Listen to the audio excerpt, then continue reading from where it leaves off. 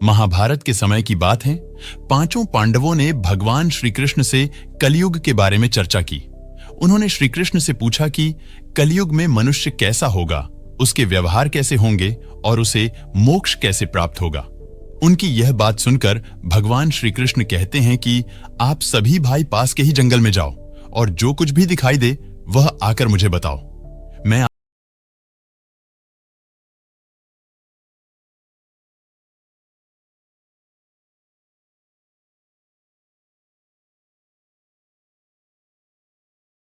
यह देखकर उन्हें बड़ा आश्चर्य हुआ। अर्जुन दूसरी दिशा में गए।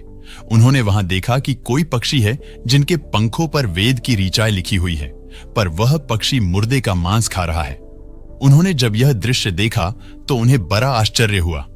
वृगोदर भीम ने देखा कि गाय ने बछड़े को जन्म दिया है और वो गाय बछड़े को इतना चाट रही है कि बछड़ा लहूलुहान हो जाता है।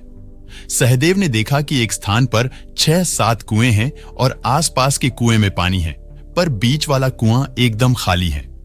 पांचवें भाई नकुल ने देखा कि एक पहाड़ के ऊपर से एक बड़ी शीला लुढ़कती लुढ़कती आती और कितने ही वृक्षों से टकराती, पर उन वृक्षों के तने उसे रोक नहीं पाती। कितनी ही अन्य शिलाओं से टकराती, पर वह रुकने का नाम नहीं लेती।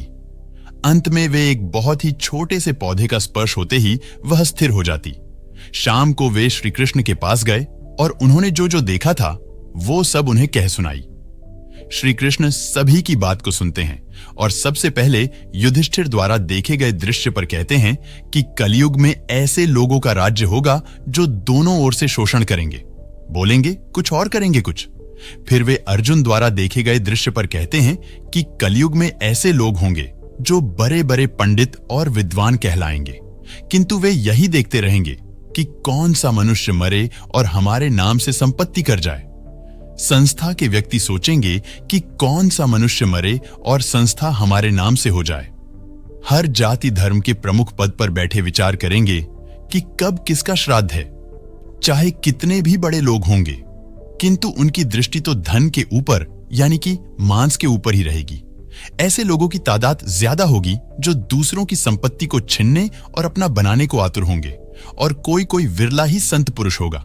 फिर वे भीम की बातों को सुनकर कहते हैं कि कलयुग का आदमी शिशुपाल हो जाएगा। अपने बालकों के लिए इतनी ममता करेगा कि उन्हें अपने विकास का अवसर ही नहीं मिलेगा। किसी का बेटा घर छोड़कर साधु बनेगा तो हजारों व्यक्ति दर्शन करेंगे, किंतु यदि अपना बेटा साधु बनता होगा तो रोएंगे कि मेरे बेटे का क्या होगा। जब मुसीबत की घड़ी आएगी तो लोग अपने बच्चों को घर में और दूसरे के बच्चों को लड़ने जाने के लिए प्रेरित करेंगे। अपने बच्चों के लिए इतनी सारी ममता होगी कि उसे मोहमाया और परिवार में ही बांध कर रखेंगे, जिससे उसका जीवन वही खत्म हो जाएगा। अंत में बेचारे अनाथ होकर मरेंगे। फिर भगवान श्री कृष्ण सहदेव की बातों को सुनकर कहते हैं कि कलयुग में धनवान लोग अपने लड़के लड़की के विवाह में, किसी पार्टी फंक्शन में तो लाखों रुपए खर्च कर देंगे, परंतु पड़ोस में ही यदि कोई भूखा प्यासा होगा तो ये नहीं देखेंगे कि उसका पेट भरा है या नहीं। दूसरी ओर मौज मौज में शराब, कबाब और फैशन में काफी पैसे उड़ा देंगे, लेकिन किसी के 2 आंसू पोंछने में उनकी कोई रुचि नहीं होगी, और जिन पर रुचि होगी उन पर कलयुग का कोई प्रभाव नहीं होगा, उन पर भगवान का प्रभाव होगा। अंत में वे नकुल की बातों को सुनकर कहते हैं कि कलयुग में मानव का मन नीचे गिरेगा, उनके जीवन का पतन होने लगेगा।